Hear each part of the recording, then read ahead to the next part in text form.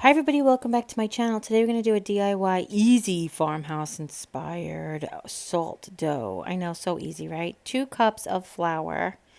It's got a lot of ingredients, so make sure you write it down. And 1 cup of table salt. I'll wait while you write it. 3/4 of a cup of warm water, give or take a tablespoon or two. I guess it depends on where you live. I actually should have added more water, but I added along the way, as you see. But we're just going to take the dry ingredients and mix them with a spoon. I like to mix them up so all the water doesn't hit all the salt. I know that's really like not even whatever. But you just stir it until it comes together into a like sort of a wet dough, but this is actually kind of dry. This is sort of where I knew I needed to add a little bit more water. But what I would do along the way is I would dip my hands in the bowl of water as to not add too much to it. You know, depending on your humidity where you live, your climate, that kind of thing, will depend on how much water you need. But you want it to be like a smooth, silky dough. And now we're just going to knead it. I mentioned it if you watched the cinnamon dough video from yesterday, or if you're new around here. Hi, I'm Jeri-Ann. That I have arthritis in my hands, and when I first started kneading the dough, I was using the heels of my hands, but then actually it really started to feel good. The dough is warm because you use warm water, and then I don't know if the salt really does do anything for it, because I know that sometimes swimming in the ocean is good, but just that constant movement, I kind of really started to work my joints out, and it really felt really good. But this is just a simple recipe that you can do with kids also as well. And I forgot to tell you, you need a rolling pin and a bowl and all that stuff, and cookie cutters if you so choose. I want to make another set of this and just make tags. I think I'm going to do that for my family for Christmas. But when I'm just rolling it out, you want it to be like about 1/4 of an inch thick. Really, depending on how thick you make it, will depend on how strong they are and how long it takes to dry. Okay, and this again is a no-cook recipe like the one we did yesterday.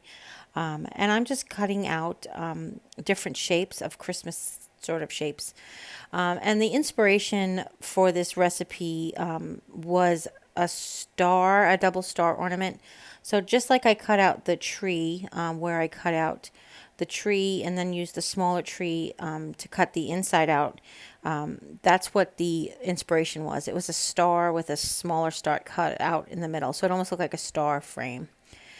I did mention it yesterday in the other video that you could use these frames for pictures if you really wanted to. You could just glue a picture onto the back, as long as you cut the picture bigger than the inside circle and and smaller than the outside circle.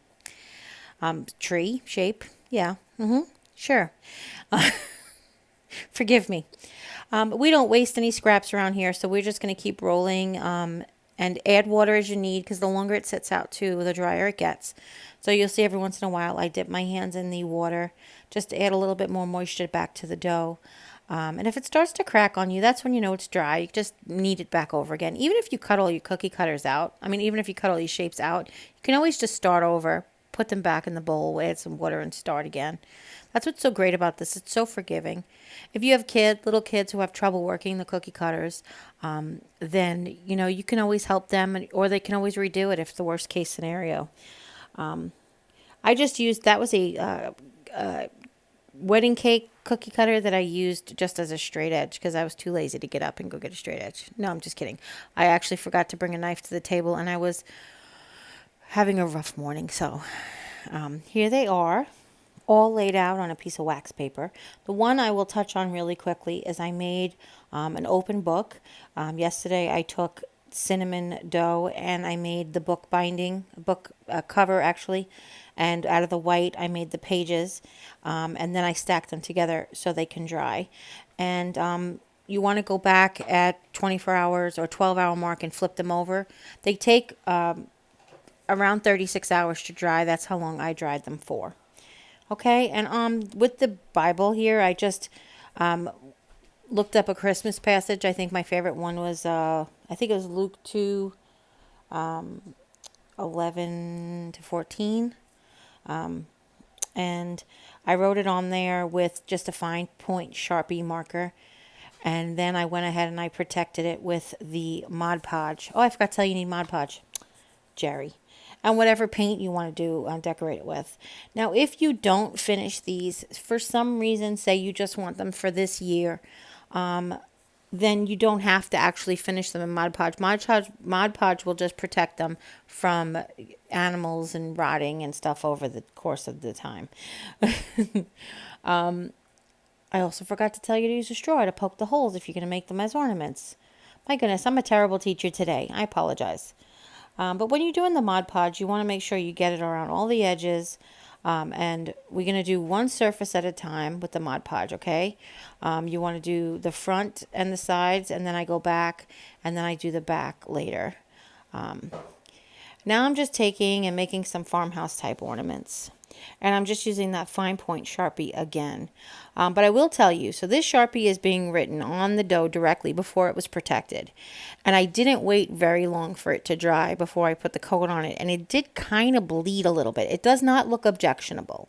It almost looks like the neon Instagram filter. But it doesn't look objectionable to me. But keep that in mind. You may want to do a couple of coats of the Mod Podge and then write on the top if you want. But I'm just doing some handwriting. I think, everybody's, not everybody, but a lot of times people are like, oh, your handwriting is so lovely. Wish you could teach us how to do that. But to be honest with you, I don't think so. No, it's not that. I've practiced for a lot of years, but I think my handwriting is very specific to me. And when these are gifted to my family and friends and they look back at them over the next 5 or 6 years, they could say, oh, Jerry made these. Or after I'm gone, hopefully these little mementos can stick around even longer than I will. And they'll always have something to remember me by. But that hand touch, that personal touch, it's like putting a signature on it when you use your own handwriting. I don't know that I've ever told you guys this, but I actually have like a love letter from my dad to my mom when they were dating. And it's in his own hand, and it's just something about that. I will always have that and treasure that. Yeah. So this is just going super fast just to show you. You get all the edges. Make sure you get the inside edges of those frames. And then set them on the wax paper to dry. And then the Mod Podge actually dries relatively quickly. So by the time I was by the time I was done putting the first coat on the last one, the first one that I did was dry, and I could go ahead and put the back coat on it as well. And some of these came out like, I don't know if it got pinched when I was traveling with it or whatever, but there's like a little piece of that star missing. But I just think it adds to its charm, personally.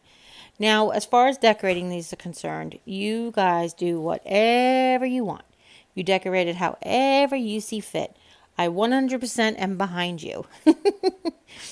I'm going to make a to and from tag with that tag. We're going to do stars and farmhouse. Now, I will tell you that I left one of the stars not coated on the back. I left it just coated on the front and the sides. Because here is something that I never told you before, because you didn't need it to know it in the cinnamon dough. This is a very absorbent material for fragrance. So you actually can put essential oils on the back or on these. If you don't coat them at all, you can drop essential oils and they become like diffusers. Okay? I'm going to do that here in a minute. But if you had like a pine scented oil that you could put on these and hang them on your tree in various locations, if you have an artificial tree, that would really be an absolutely beautiful scent as well. And I'm sorry that a lot of what I'm doing is off camera, but I'm leaving the finished products there so that you can see. Not skipping ahead so that you could see what I'm doing. The red and white check ribbon is from the Dollar Tree. It came out at Valentine's Day. The jingle bells and the jute are also from the Dollar Tree, as well as the lace ribbon.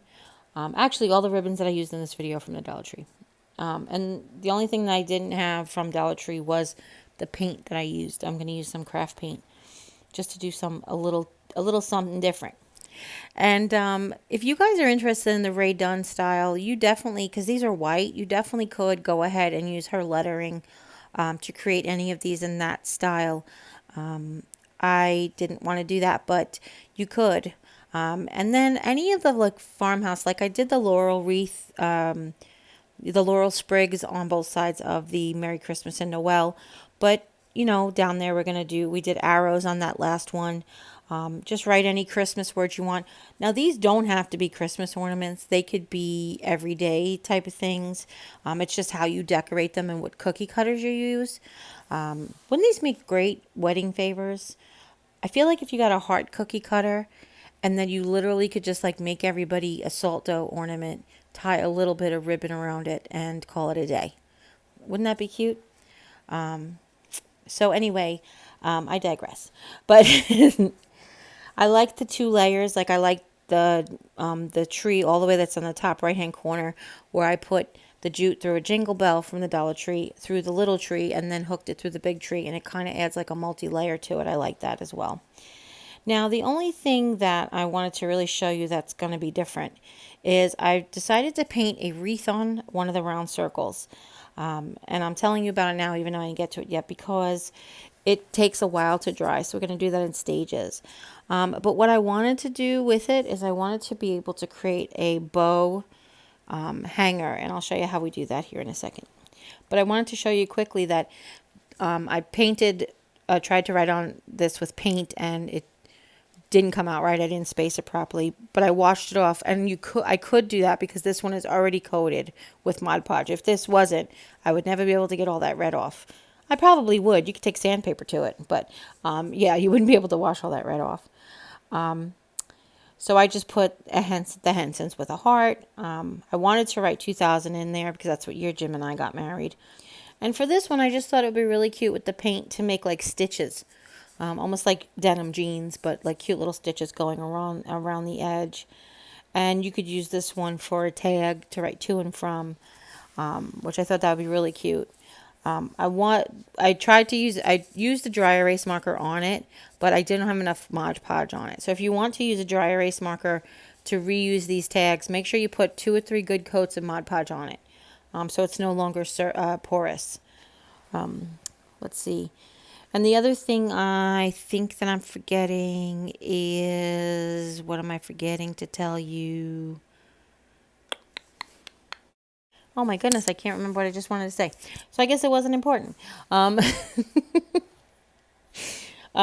used also magic marker on here. I thought when I made the 2018, you saw I used the giant red Sharpie from a fake Sharpie from the Dollar Tree, and then went back over it with a fine black Sharpie to almost give it that 3D look that you can get sometimes when things have a shadow. Now, a year or so ago, I was fortunate enough to get these silver and gold markers from the Dollar Tree. These are the ones that are actually like Sharpies, and I'm just coloring in one of these stars, but leaving that border that I like to leave sometimes. And that's the one that I'm putting the essential oils on the back. I did not coat the back of that with Mod Podge, just the front. So the back is still porous, and I just added a couple of drops of essential oils. I'm letting it dry on the side to soak in before I tie a ribbon on it or a hanger on it. But I wanted to show you guys that that's an option with these ornaments. Okay? Now there's so many different ways to tie on ribbons, to tie on tie on strings. You can put the hooks directly in the holes that we made. It's really entirely up to you how you want to ordain them, like they're ministers. Nope, that's not the right word. Sorry, guys. How you want to adorn them. Sometimes I need more coffee. So that's entirely up to you, what works for you and your style and your family as well. Now, if you do these with kids, obviously you don't want the kids to be chewing on it because it's raw flour and salt and it's really gross. But if they do, it's just raw flour and salt, if that makes any sense. And if you're gluten intolerant, I'm sorry, if you're so highly sensitive to gluten that you can't work with flour, then I wish I had another alternative for you. But don't eat these. That's all I meant to say. All right, especially don't eat them after you coat them. Now, an alternate to the Mod Podge is some acrylic spray that you could use. Walmart sells it. With the acrylic spray, I would do a few light coats as opposed to with the Mod Podge, you just do like a couple of thicker coats, okay? Now, I see that I'm tying the church. I actually made that church out of cinnamon dough yesterday, and I painted it white, and I forgot to actually hang it up yesterday. So we're going to do that. We're going to finish that one today. And, okay, so for the wreath, I wanted it to have a bow on the top. So I took a long piece of red ribbon, tied a bow, cut the ends into points, and fed both of the ends through the hole. So basically, the wreath would just have the red bow at the top and would hang from the red ribbon after I connected it. Does that make sense? And that's everything. Oh my gosh, I love each and every one of these like they were my children. All right, well, I don't have children, but I assume I would love them this much. Hopefully you really enjoyed this video, this tutorial, both of these doughs. I would love to know if you're doing them with your family. Share with me on social media, Facebook, Instagram, Twitter, Facebook Messenger, wherever you want. You can also email me pictures at mrsgarthb2@gmail.com, and share with friends and family. Anyone you know might be interested in being inspired to make some of these, one of these, all of these, however it is. And if you haven't yet, click subscribe, and when you do, a little bell will pop up. When you ring that bell, YouTube will let you know whenever I upload a new video. And as always, you take care, God bless, and we'll see you next time. Bye.